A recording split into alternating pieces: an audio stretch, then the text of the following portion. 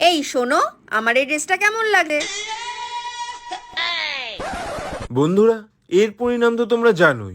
আমি যদি বলি এই ড্রেসটা তোমায় খুব সুন্দর লাগছে, তাহলে ও বলবে কেন? আগের ড্রেসটা আমাকে ভালো লাগছিল না? আমি বলবো এই ড্রেসটা তো আরো বেশি সুন্দর লাগছে, তাহলে বলবে তার মানে আমাকে নর্মালি ভালো লাগে না, তাই তো?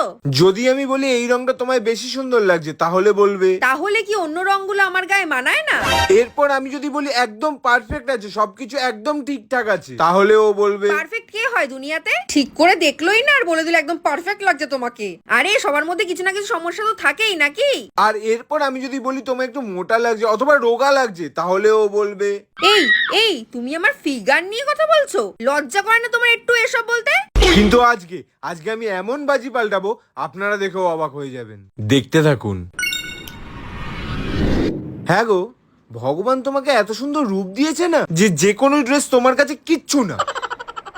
বিশ্বাস করো, তোমার রূপ এত চমকাচ্ছে এই ড্রেসটা তো তার সামনে পুরো ফ্যাকাশেই লাগছে।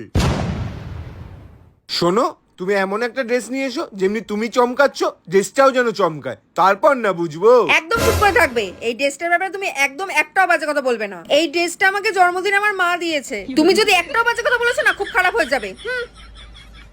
হবে না ভাই, আমি পারবো না, কেউ পারবে না দুনিয়ায়, পারবো না, আমার দ্বারা হবে না।